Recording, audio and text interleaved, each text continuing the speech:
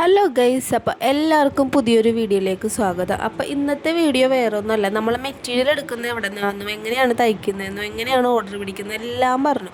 ഇനി എൻ്റെ ഒരു കഷ്ടപ്പാടും കൂടി നിങ്ങളെ അറിയിക്കാൻ വേണ്ടിയാണ് ഞാൻ ഈ വീഡിയോ ആയിട്ട് വന്നിരിക്കുന്നത്. വേറെ ഒന്നുമല്ല, മെറ്റീരിയൽ നമ്മുടെ കയ്യിലേക്ക് എത്തണമെങ്കിൽ എനിക്കിത് ഈ കടമ്പ കൂടി കടക്കേണ്ടതുണ്ട്. അപ്പോൾ ഇത് നമ്മുടെ ഈ വീഡിയോയിൽ കാണുന്നത് നമ്മുടെ വഴിയാണ്. നമ്മുടേന്ന് വെച്ചാൽ നമ്മുടെ വീട്ടിലോട്ട് വരുന്ന വഴിയാണ്. അപ്പോൾ റോട്ടിൽ നിന്ന് വീട്ടിലോട്ട് ഒരുപാട് നടക്കാനുണ്ടെന്ന് പറഞ്ഞാൽ ഇതുപോലത്തെ വഴികളാണ് മിക്കതും. ഈ ചിറകളെന്നൊക്കെ പറയില്ലേ, കണ്ടത്തിൻ്റെയൊക്കെ നടുക്കുള്ളത്, അങ്ങനത്തെ ചിറകളാണ്. അതിൽ നിറച്ച് ചെളിയും കുണ്ടും കുഴിയൊക്കെയാണ്. അപ്പം ഇതിലൂടെ നമ്മൾ നടന്നു പോയിട്ടാണ് നമ്മൾ ഓരോ കൊറിയറും നമ്മുടെ കയ്യിലേക്ക് എത്തുന്നത്.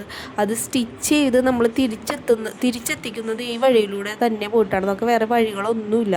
അപ്പോൾ കൊറിയർ ഞാൻ പറഞ്ഞല്ലോ DTDCയിലാണ് വന്നത്. അപ്പോൾ അവിടെ നിന്ന് നമുക്ക് ബസ് സ്റ്റോപ്പിൽ നിന്ന് ബസ് കയറി വേണം അവിടെ നിന്ന് എടുക്കാൻ വേണ്ടി. അപ്പോൾ ഇന്ന് ഞാൻ കുറച്ച് തിരക്കായതുകൊണ്ട് എൻ്റെ ചേട്ടൻ്റെ അടുത്ത് ഞാനൊന്ന് കൊണ്ടുവന്ന് തരുമോ എന്ന് ചോദിച്ചിട്ട് DTDCയിൽ നിന്ന് പുള്ളി എടുത്തിട്ട് റോട്ടിൽ വന്ന് ഇപ്പുണ്ട്. അപ്പോൾ റോട്ടിൽ നിന്ന് എടുക്കാനുള്ള പാടാണ് ഞാൻ ഈ കാണുന്നത് കേട്ടോ. അപ്പോൾ നമുക്ക് 2-3 പാലം കടന്ന് വേണം ചെല്ലാൻ. കടന്ന് ചെല്ലണമെന്ന് വെച്ചാൽ നല്ല വഴികളൊന്നുമില്ല. ഇപ്പോൾ ആണെങ്കിൽ വെള്ളം കയറുന്ന സമയമായതുകൊണ്ട് നിറച്ച് വെള്ളമാണ് വഴിയിൽ, ഫുള്ളും ചെളികളൊക്കെ ഉണ്ട്. അപ്പോൾ തൊഴിലുറപ്പുകാർ ഇതുപോലെ കയറ്റുവായൊക്കെ വിരിച്ചേക്കുന്നത് കൊണ്ട് കുറച്ച് ബുദ്ധിമുട്ടില്ലാണ്ട് പോകാൻ പറ്റുന്നുണ്ട്. എങ്കിലും ഇതുപോലെ വെള്ളമുള്ള വഴിയിലൂടെ വേണം നമുക്ക് പോകാൻ വേണ്ടി, നമുക്ക് അവിടെ എത്തണമെങ്കിൽ. ഇപ്പോൾ ഒരുപാട് സ്ഥലമൊന്നും ഞാൻ എടുത്തിട്ടില്ല കേട്ടോ. അപ്പോൾ ഈ ഫോണും പിടിച്ചിട്ട് നടക്കുന്ന, ഫോൺ വെള്ളത്തിൽ പോകുന്നുള്ളൊരു പേടി കൊണ്ട് മിക്ക സ്ഥലങ്ങളും ഞാൻ എടുത്തിട്ടില്ല. ഒരുപാടുണ്ട് ഇതുപോലെ നമുക്ക് റോഡിലെത്തണമെങ്കിൽ, ഇതുപോലെ ഒരുപാട് സ്ഥലങ്ങളിലൂടെ വേണം പോകാൻ.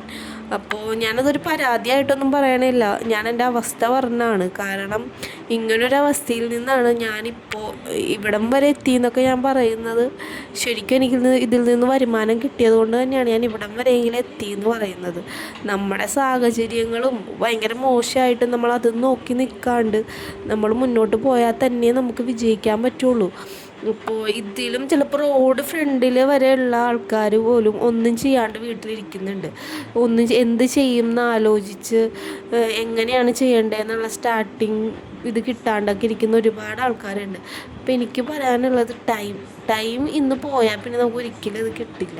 അപ്പോൾ നമുക്ക് പ്രായവുമായി വരികയാണ്. കാരണം എനിക്ക് തന്നെ ഇപ്പോൾ ഒരു 30 വയസ്സായി. ഈ 2025 എനിക്ക് 30 വയസ്സായി. അപ്പോൾ ഞാൻ ഇപ്പം ചെയ്തില്ലെങ്കിൽ ഇനി ഒരു 40 വയസ്സിൽ എനിക്കിത് ചെയ്യാൻ പറ്റുമെന്ന് ശരിക്കും എനിക്കറിയില്ല.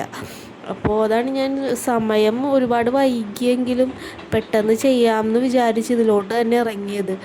അപ്പോൾ നമ്മൾ റോഡിലെ വീട് വന്നിട്ട് റോഡിൻ്റെ സൈഡിൽ വീട്ടൊക്കെ ആയിട്ട് ചെയ്യാമെന്ന് വിചാരിച്ചിരുന്നാൽ ചിലപ്പോൾ എനിക്ക് ഈ സമയം കിട്ടണമെന്നില്ല. അപ്പോൾ ഞാൻ ഈ മണ്ണും ചെളിയൊക്കെ ചവിട്ടി ചെയ്യുന്നത് തന്നെ ഒരു ലക്ഷ്യത്തിന് വേണ്ടിയാണ്. ഇതാ കാണുന്ന കേട്ടോ റോഡ്, ആ പച്ച ഷീറ്റിൻ്റെ അവിടം വരെ നമുക്ക് പോകണം, അവിടെയാണ് റോഡുള്ളത്. അപ്പോൾ ഞാൻ പറഞ്ഞു വന്നെന്താണെന്ന് വെച്ചാൽ എനിക്കൊരു ലക്ഷ്യമുണ്ട്, വേറൊന്നുമല്ല. 2 ലക്ഷ്യങ്ങളുണ്ട് എനിക്ക് ശരിക്കും. എവിടെയെങ്കിലും എത്തണമെന്ന് ഞാൻ ആഗ്രഹിക്കുന്നത് ഈ 2 ലക്ഷ്യത്തിന് വേണ്ടി തന്നെയാണ്. അതിലൊന്ന് ഇതുപോലെ നല്ലൊരു റോഡ് സൈഡിലോട്ട് എനിക്ക് മാറണം. ഇപ്പോൾ ഈ വീട് വിറ്റിട്ട് പോവുക എന്ന് പറഞ്ഞാൽ ഇത് ചേട്ടൻ്റെ അച്ഛൻ്റെ വീടാണ്. അപ്പോൾ അത് വിറ്റിട്ട് നമ്മൾ പോവാന്ന് പറയുന്നതിലൂടെ എനിക്ക് യോജിപ്പില്ല. നമ്മൾ അധ്വാനിച്ചൊരു വീട് ഉണ്ടാക്കിയിട്ട് അവിടെ നമ്മുടെ മോനായിട്ട് പോയി താമസിക്കണമെന്നാണ് എൻ്റെ ആഗ്രഹം. അപ്പോൾ അതിനു വേണ്ടിയാണ് ഞാനും എൻ്റെ ഹസ്ബൻഡിൻ്റെ ആഗ്രഹം ഇത് തന്നെയാണ്. ഇത് രണ്ടും ഞങ്ങളുടെ ഒരുമിച്ചുള്ളൊരു ലക്ഷ്യമാണ്. അതുപോലെ എനിക്ക് മാത്രമായിട്ടൊരു ലക്ഷ്യമുണ്ട്. കാരണം എൻ്റെ ഹസ്ബൻഡ് ഒരുപാട് കഷ്ടപ്പെടുന്നുണ്ട് പാവം. ഈ ഓട്ടോ ഓടിക്കുന്നതുകൊണ്ട് രാത്രിയൊക്കെ ചിലപ്പോൾ ഒരാഴ്ചയൊക്കെ പോയിട്ടാണ് വരുന്നത്. അപ്പോൾ ഇങ്ങനെ മാറി നിൽക്കുന്നത് ഒരു ബുദ്ധിമുട്ടാണ്. അപ്പോൾ പുള്ളിയുടെ കാര്യം ഒന്ന് സെറ്റിൽഡ് ആക്കണമെന്ന് എനിക്കൊരാഗ്രഹമുണ്ട്. അപ്പോൾ അതിനു വേണ്ടിയാണ് ഞാൻ കഷ്ടപ്പെടുന്നതും. ഈ എല്ലാ ലക്ഷ്യങ്ങളും എത്താൻ വേണ്ടി എത്ര മണ്ണ് ചവിട്ടിയാലും ചെളി ചവിട്ടിയാലും എനിക്കൊരു കുഴപ്പമില്ല. ഞാൻ ഈ വഴിയിൽ ഒരുപാട് വട്ടം നടക്കാറുണ്ട്. ചിലപ്പോൾ കസ്റ്റമർ വന്നിട്ട് റോഡിൻ്റെ അവിടെ വരെ വരുള്ളൂ. അപ്പോൾ നമുക്കും ഇങ്ങോട്ട് വരാൻ പറയാൻ പറ്റില്ല, കാരണം ഈ വഴി ആയതുകൊണ്ട്. അപ്പോൾ കൊണ്ടേ കൊടുക്കും.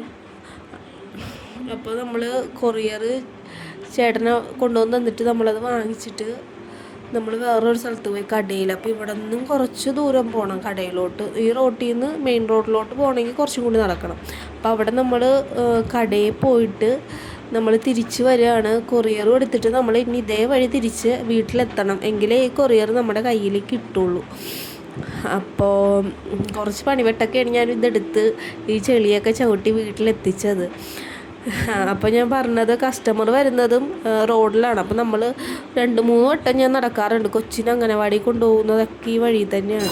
അപ്പോൾ ഞാൻ പറഞ്ഞു വന്നത് വേറൊന്നുമല്ല, നമ്മൾ സ്വന്തമായിട്ട് ഒരു വരുമാനം ഉണ്ടാക്കുന്നത് ഒരു നല്ല കാര്യമാണ്. അപ്പോൾ ഞാൻ പറയുന്നത് ഇപ്പോൾ ഓവറായിട്ട് മോട്ടിവേഷൻ തന്ന് ഇതിലോട്ട് ഇറക്കുന്നതല്ല. ഈ ജോലി തന്നെ വേണം എന്നില്ല കേട്ടോ. നമുക്കിപ്പോൾ നൈറ്റി ബിസിനസ് ചെയ്താൽ രക്ഷപ്പെടുള്ളൂ എന്നൊന്നും ഞാൻ പറയണില്ല. ഏത് ജോലിയായാലും അതിൻ്റേതായ ഒരു വരുമാനം നമുക്ക് കിട്ടുകയാണെങ്കിൽ കുഴപ്പമില്ല. പുറത്ത് പോയി വർക്ക് ചെയ്യുന്ന ഒരുപാട് പേരുണ്ട്, വീട്ടിൽ നിന്ന് ചെറിയ ചെറിയ വർക്ക് ചെയ്യുന്ന ഒരുപാട് പേരുണ്ട്. ഒരു വരുമാനം ഉണ്ടാക്കുക, അത് ഏതിലൂടെ ആയാലും നല്ല വഴിയിലൂടെ വരുമാനം ഉണ്ടാക്കുക എന്നുള്ളത് മാത്രമായിരിക്കണം നമ്മുടെ ലക്ഷ്യം.